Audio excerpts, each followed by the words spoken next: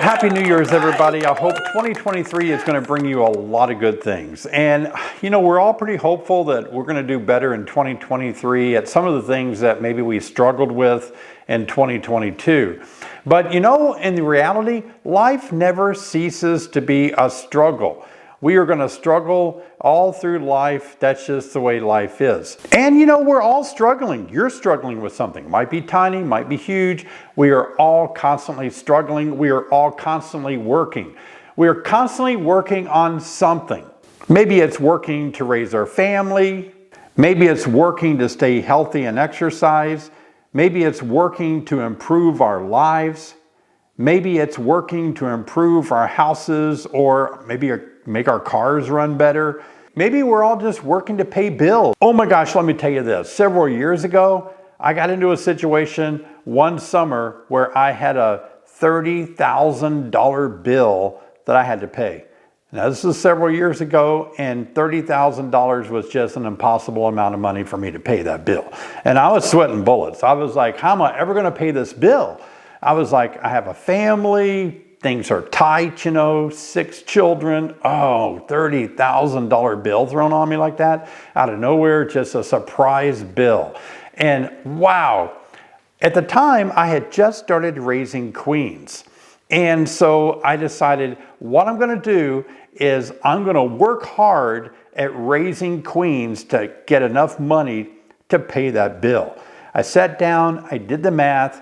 And I think at that time I was selling my queens for about $30 a queen. And so I thought, okay, I owe $30,000. And if I sell 100 queens a week for $30, that's $3,000 a week. 10 weeks, I would have $30,000. It may have taken me a little bit longer than that, but let's just say this. That summer, woo, I paid that bill off. Oh man, on just raising queens. And so a lot of people are surprised when they hear me say that, you know, I can raise 100 queens a week. You know, it was so good. Sometimes we go through life and we have these ideas of success and financial wealth and everything that we hope one day to achieve, right? I think everybody wants to live somewhat of a financial free life, that we don't have to constantly struggle to pay bills. But I would have never thought queen rearing could have been something to help me pay off a very large bill for me. And so that actually inspired me. Out of that difficult time, out of that struggle, there came a glimmer of life, a glimpse of hope that, oh my gosh, I can not only make money to pay bills, but I can make more money to have a little bit better of a life. And so that's what really got me going into queen rearing, and to do it in a scale that I thought, okay, I can up the scale more and make more money to live a better life. And that's just a story that I want to share with you guys, because I know a lot of you are wanting to start raising queens, and you may not want to make 100 queens a week, but you may want to make enough queens minimally just to have for yourself.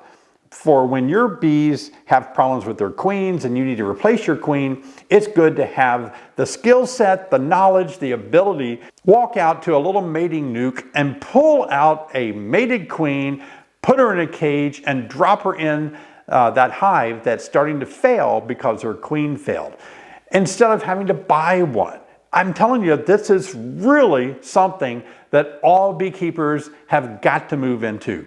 You've heard me say it before, but we're going to greatly improve our ability to have more successful colonies, overwinter success, when each beekeeper learns the art and the love of just the enjoyment of raising your own queens. I'm presenting this kind of an introductory course, an introductory concept on YouTube here to show you that it's not that hard to raise your own queens, especially if you're going to do it on a small scale. Not very difficult at all. And I've just wanted to be an advocate that would encourage you to really consider raising your own queens. Please put out of your mind that it's impossible, that you can't do it. So whether you need to pay off a $30,000 bill like I did, and that might inspire you out of desperation to do something and learn how to sell queens, or you may just want to stop spending so much money on buying your own queens and having them shipped to you. You know, I'll tell you what, it costs about 70 to 80 bucks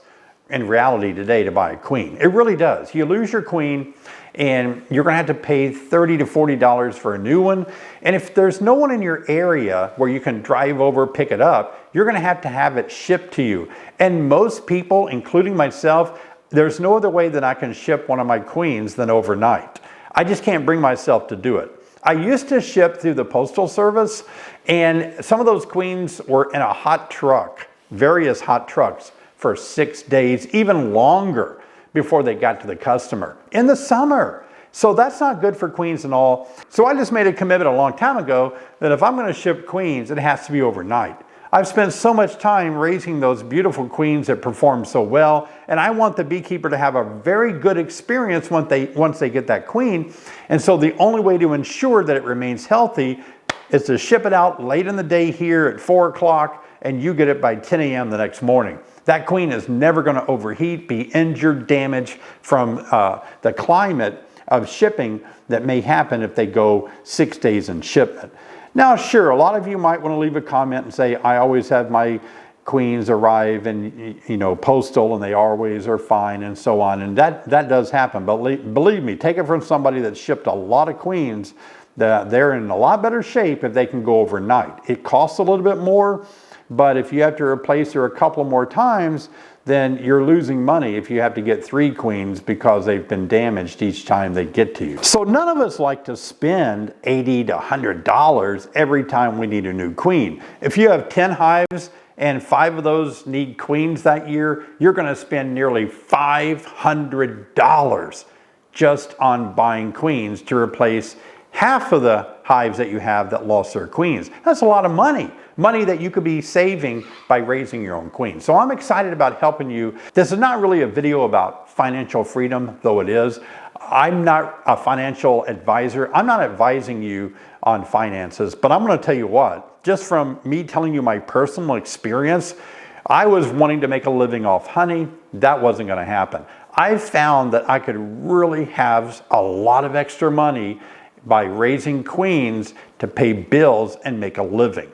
Now, if you're going to quit your day job and sell queens full time to replace a $100,000 job that you have with full benefits, you're going to have to really raise a ton of queens. Let me just tell you that. But it can be something that might help you pay for your hobby. All of us want to be able to have something we love, like beekeeping as a hobby, and not have to pull a ton of money out of the household budget to keep replacing queens. It doesn't go well. I mean, if you need to buy diapers and milk and get a new battery for your car, bills are piling up. It's hard to shell out a couple $100 because you need 2 or 3 queens when the budget, the family budget, is calling for money there. So I really think beekeepers need to learn the skill of queen rearing. Now, let me tell you this. You're going to become a better beekeeper when you learn more about bee biology. I really think most people that I talk to on my Bee Team 6, when I hear their struggles, a lot of them haven't really fully understood bee biology. What is the biology of the colony? What is the biology of the individual honeybee? And queen rearing forces you to understand bee biology, because now you're getting down to the nitty-gritty of how to raise queens, how to graft. You're getting all your mind wrapped around bees, their timing, what they do, who feeds who, and how you can get in there and manipulate raising queens. Forces you to really understand bees better. And I'll tell you this, anybody who understands bees better are going to have better bees all day long. The more you understand bees, the more you understand their biology, their behavior, the better colonies you're going to have, the more successful you're going to be.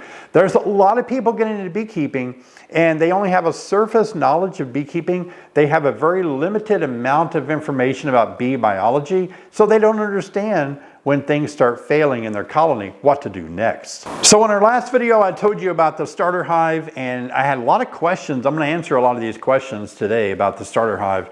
And I also want to tell you about the finishing hive. Let's get right into the finishing hive.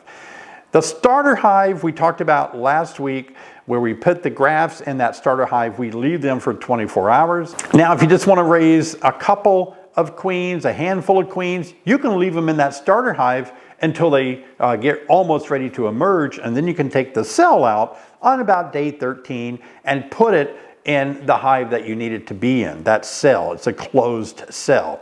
So if you have a queenless hive that needs a queen replaced, maybe their queen died, you can take one of your cells on day 13 out of your starter hive and put it in there. Or if you want to make a couple of mating nooks, you can move them over. If you just want to make a small amount of queen cells, small amount of queens, the starter hive could be your finishing hive. Isn't that great? I love that, because then you don't really have to move them. You can just let the nurse bees that are in there, they will certainly take care, if you put enough in there, of 4 or 5 of these, start them off good, finish them all the way out. But again, on day 13, 3 days before they emerge, you have to move the cells into a place where they can emerge, take a mating flight, come back, and be mom of that new colony. So in the case, though, that you want to raise more than a handful, let's say you want to raise 10 or 20, that starter hive is a place where all of those nurse bees have such royal jelly in them, they're going to feed, they're going to start them. They're going to put so much royal jelly and start to pull about 1/8 to 1/4 inch of wax on those cups. And once that 24 period is done, that 24-hour period is over, why do we move them out to a finishing hive? There's not enough nurse bees in that starter hive, believe it or not, to totally keep feeding that developing larvae. That requires a lot of food. So to ensure, to keep our fingers crossed that all of the cells we put in there, like maybe 3 bars, 15 apiece, 45 cells, we move them over to a finishing hive so that those nurse bees will see those grafts that we started and finish all of them out so that we have 45 cells to put into mating nook and to sell. Now, just for financial purposes, again, let's do the math. If we have 45 queen cells out of one starter hive that we move to a finishing hive, that we move to a mating nuke, and they all do really good, we have 45 queens to sell. And I sell my queens for $39. That seems to be about the going price today, $35, $40 today. That would earn you $1,755 in 1 week of queen cells. And if you do that every week for a month, that brings you over $7,000 of income. Now, that's if all things go right and you have everything set up that you can keep that flowing really nicely. I mean, it's doable, but that's only 45 queens a week. So that's why I'm trying to tell you about the finishing hive. It's for when you want to raise a lot of queens at one time. And that finishing hive is really easy to set up. A finishing hive, guys, is nothing more than one of your big hives that you have. Maybe it has 2 deeps and a honey super or 2 on it. But this concept of the finishing hive is that you put a queen excluder between your 2 deep hive bodies, and you pick up your queen and put her down in the bottom deep. She can't get up to where you're going to put those grafts that you have, those new queen cups. So you're going to put, let's say you have 45 queen cups. They've been in your starter hive for 24 hours. Those nurse bees are exhausted of trying to feed all of those after 24, 36 hours maximum. You move them out. You put them in your finishing hive that's already set up. You've gone out there a couple of days ahead of time, put your queen excluder between your 2 deeps, and you pull a frame out of the middle, and you drop your new queen grafts, these cells, right in the middle of the top deep body. Now, all those nurse bees in greater number, and they're constantly emerging, they're 6 to 12 day old. So the queen cell larvae are going to be open for a good amount of days now. So we need more incoming nurse bees that are just becoming nurse bees that have that royal jelly, and they will start feeding your 45 or 30, however many grafts you have. They will continue to feed them until they're capped over on about day 8. So that means that, for 24 hours, they're going to be starting the cup in your starter hive. But when you move them over, they have about 8 more days. They're going to be open larvae that need fed. And queens need to be fed only royal jelly.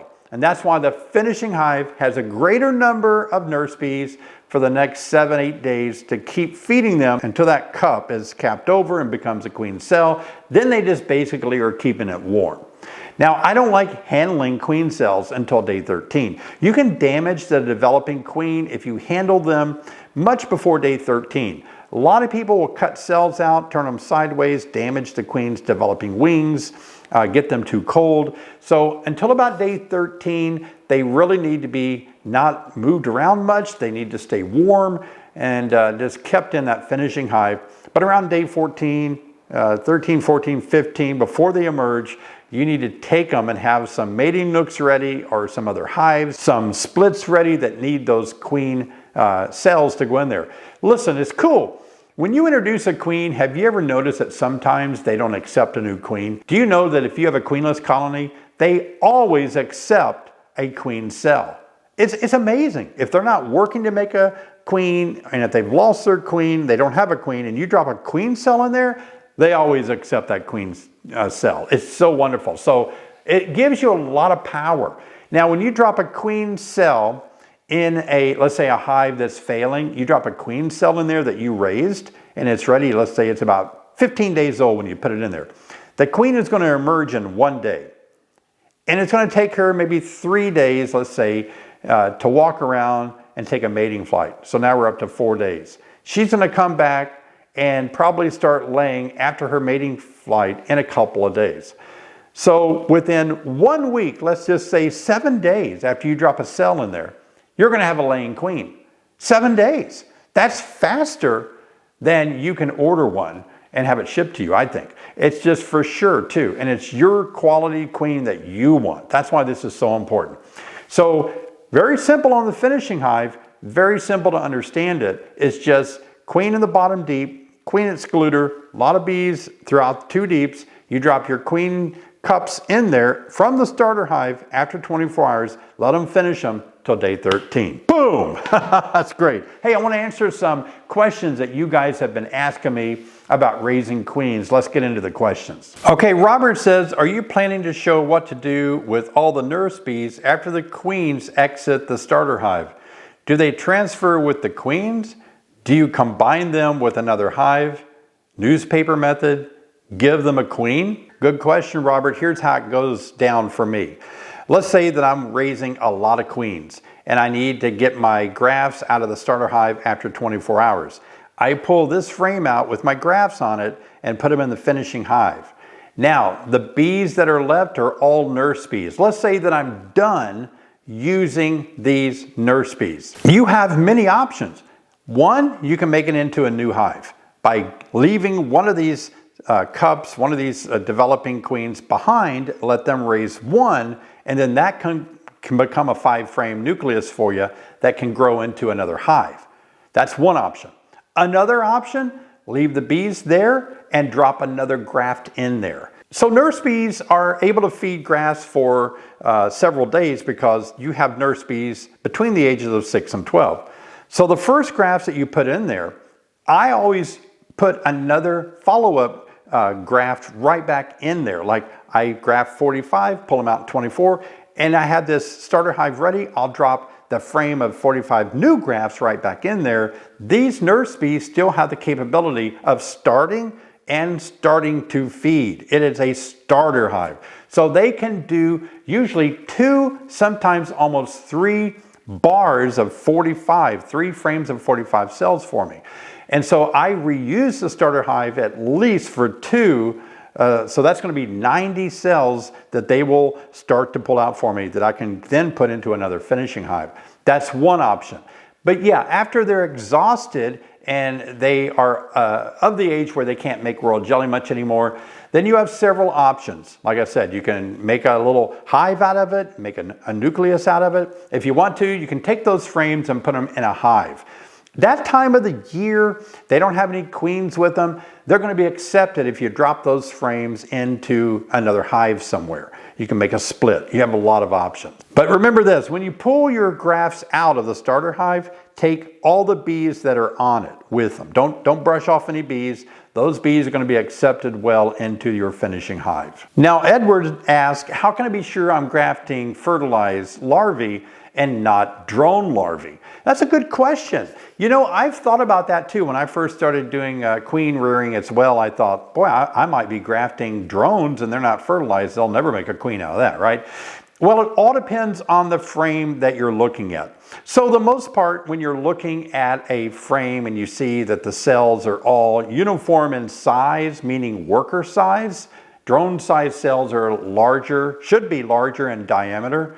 And so when you've got a frame in front of you and you see the larvae down in the cells and you're thinking, okay, I see, you know, eggs, and you see the normal worker size cell, you can be safe that you're not going to get a drone in that larva that you're picking up. Now, if you go out on the outside of the edge of that comb, Edgar, you could actually maybe see larger size cells where they did maybe lay drone eggs, the queen did.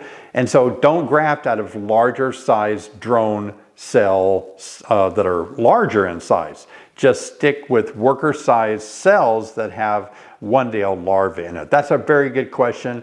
I've worried about that at times and monitored it, never had a problem. Dennis asks, why do you not want any developing brood in that starter hive? That's a good question, Dennis. I don't think I explained that in my video last week, but the reason you don't is because my nurse bees in my starter hive, they have the royal jelly. I want every single drop of royal jelly to go to my grafts. I don't want them going into a frame of brood that I have in there because there's competition then for my royal jelly.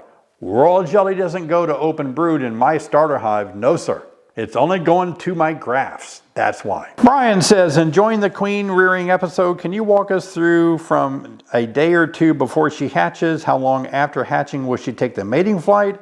And when can we expect her to return? Also, would you introduce another virgin queen to the same box in case the first fails to return? Okay, Brian, you've got a mating nuke out there and you have taken one of your queen cells out of your finishing hive on day 13. You drop it into your mating nuke, right? You just stick it in there. Now, this mating nuke is going to stay there and allow her to emerge in that 5-frame. I usually use sometimes 3-frame mating nukes, but you can use 5-frame mating nucleuses. And so anyway, that queen is going to emerge, and within a couple of days, if the weather's good, she's going to take a 20-minute mating flight. And she's going to mate with up to 20 drones. She's going to come back and within a couple of days start laying in your mating nucleus. Now, you're going to wait until the brood that she's laying is capped over, which is usually going to be another 8 days. Let's give it an ample 14 days after that. So we can look at the brood and make sure there's a good brood laying pattern before we sell or use that queen. Now, once we see that, see what happens here, what I do is I don't want my nucleuses, my mating nukes to dwindle down to nothing.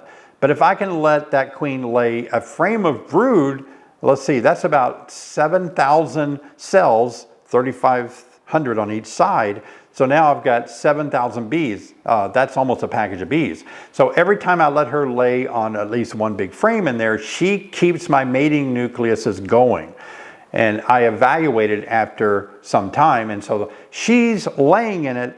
So when I sell her, then that mating nucleus is going to be queenless. Now they're going to want to raise their queen, right? Raise a new queen from the eggs mama laid. But so what I do is I drop a cell in there just a few hours after I take the queen out. And I can wait a day sometimes. But what happens is that they won't raise their own queen because they see a queen cell's been put in there, and they'll raise her out, she'll mate, repeat the process. So it's all about timing. You just have to kind of get the flow down. When you pull a queen, you sell it or use it somewhere out of your mating nucleus, then you just put another cell right behind her. Well, you guys had a lot of questions, and I'll tell you what, you really need to consider taking my queen rearing course. Somebody asked me here on YouTube in the comments, why would I want to buy the queen rearing course if you're taking us through how to raise queens here on YouTube? Mainly because I can't go into the depth needed to really explain all the nuances and all the various ways that help queen rearing become something that is very well understood, except in my online course, I go into greater detail. The reason I can't do that is because I'm going to lose you. You're not going to follow me. But in that course where you can pause, where you can watch them at your own pace and everything, plus they're all organized. The main thing is it just goes into much, much greater detail. I show you how to graft. I can't show you how to graft now because it's in the middle of winter. But this course is something you'll treasure. You'll have it. You'll be able to watch these videos in order. It's going to be hard for you to find different videos here on YouTube that I'm doing because you may watch it when I publish it, but then you may not remember where it was, and you're going to be asking me, hey, where do I find that video where you showed us about how you made those wax cells? I can't find that video anywhere. You buy the course, all of that is nicely in one package. If price is a barrier, $69 for a queen rearing course is less than the price of one queen shipped to you, just one. And you're a beekeeper. You're going to have years of buying queens. So just for the price of less than one queen, why not invest in learning how to raise your own queens? It is really going to save you a lot of money in the long run. But let me answer some more questions. Charlie says, so David, what you're saying is grafts will all develop at the same time. Say you have 10 grafts and 5 of them hatch before the other ones. The other queens won't survive. Yeah, that's right, Charlie. The way that works out, if you just have one queen that emerges before the other ones do in your finishing hive, then what's going to happen is that one queen will stab. She will actually kill all the other queen cells that are in there. And so you'll only have one queen that will survive. That's just the nature of elimination. And sometimes the workers will even see a queen emerge and they'll start to break down and kill those cells as well. So you don't want any queens to emerge. You want to get them out of there in their own individual mating nucleus or their mating or their hive that you're going to move them into before they emerge. They emerge on day 16, get them somewhere on day 13 or 14 to ensure they don't kill each other. Jules0215 says, thanks for another great video. You said to brush the nurse bees off of the uncapped brood frames. Could we just shake the frames lest the bees would fall into the nuke, or is brushing better? I'm always scared to injure the bees with a brush, so was hoping to instead do a quick shake of the frame and the bees fall down. I'll do whatever you think is best, so please advise. That's a good question. When John Zavishlock and I was writing the book, we were working together here at my apiary for several days, taking pictures, putting that book together. And both of us, and I can't remember exactly if John was with me, but I do recall testing out shaking those nurse bees into the starter hive. And I actually videotaped, I made pictures of what happened. The actual developing larvae that was on those frames actually is on the bottom of the cell. And when I shook the bees, it shook the larvae down onto the side of the cell. All of them. The developing larvae only has breathing spiracles on one side when they're at that age because the other side is underneath the royal jelly. They're not in use. When you flip them, they suffocate. And so I do not like shaking, banging frames of open brood at all. It can injure the developing pupae. It could develop, the developing larvae is injured. Brushing them off gently, I have never had an issue. Bees are exoskeleton. They're pretty tough on the outside. So don't worry about that. Be nice with your brush. You can use turkey feathers, are very gentle too. But I think you're going to have the risk of injuring more bees by shaking because you're going to dislodge that developing larvae. Now, a lot of you asked this question. Bryce says, thanks again for your knowledge you are sharing. I have a question about the starter hive. Do you need to close the entrance on the starter hive? How close can it be to the donor hive? Yeah, that's a good question. It can be really close to the donor hive because regarding the entrance, there are times when I brush my nurse bees in my starter hive for 24 hours, I close them up. In fact, be honest with you, I move a lot of my starter hives into my basement. I don't want any bees in my basement because they'll get into my house. So I brush all my nurse bees in my starter hive. I put my grafts in.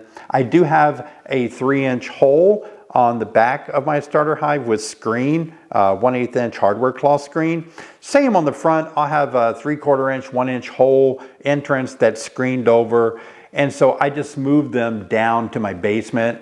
Sometimes I move them to a real shady spot. Do not put that starter hive in the direct sunlight. They're going to get way too hot because they're not flying. They can't keep it cool. You want them all to be concentrated on just doing nothing but pulling out those grafts.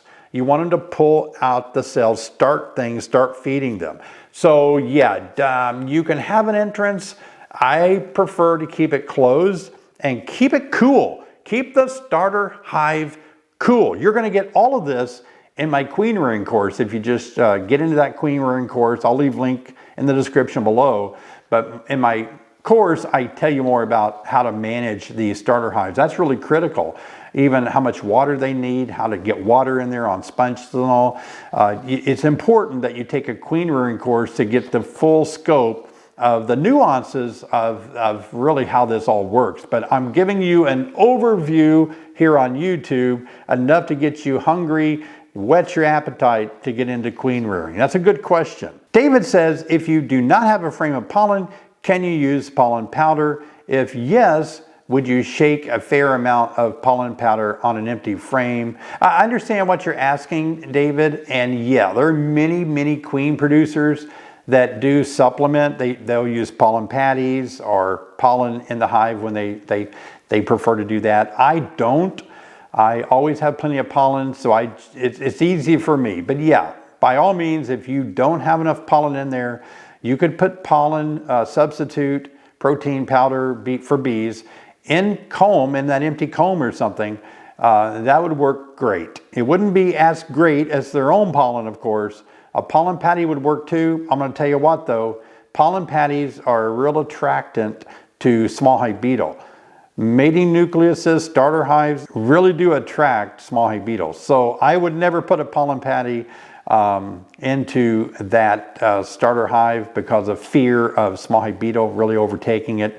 But if you keep some powder handy and you need pollen powder, that would work, David. Let me tell you, I'm so excited about hive life in just a few days. Oh my gosh, Sherry and I are going to be there. We're looking forward to it. We're going to be in booth 509. Vendor booth 509. Stop by and see us. We're going to have some cool stuff. We have our book for sale that you see back there next to my YouTube display, Backyard Beekeeping.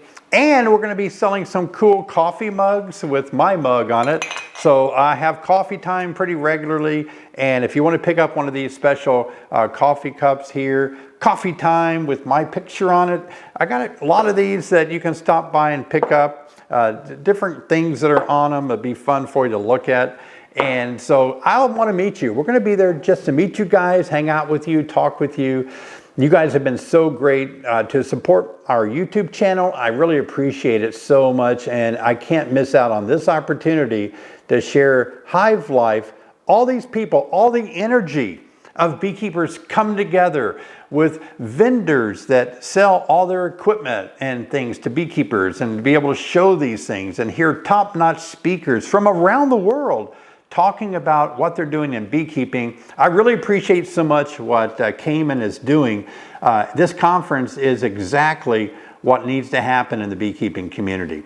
Let's face it, Cayman went out of its way to get beekeeping people that are on YouTube because he knows that people that are starting out in beekeeping are starting out by watching YouTube.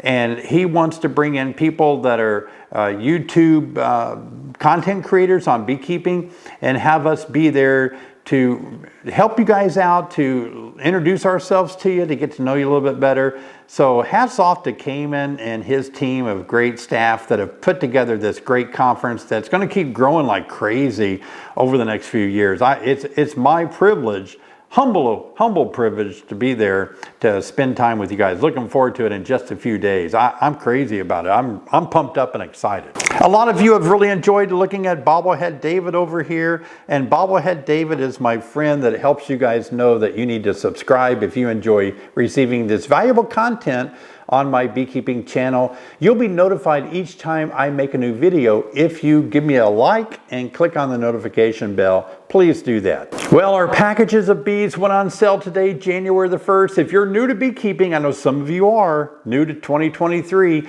you need to order your packages of bees now. Now, these are for local pickup. Here's the deal though, if you come here to pick up your bees, I personally walk this year, I do it every year as best I can, but this year I'm gonna personally make sure every car that comes on the property to pick up bees, I'm gonna knock on your window, introduce myself and talk to you. So it'd be a nice chance for us to have a minute or less to say hi and for me to say thank you for getting our packages from us.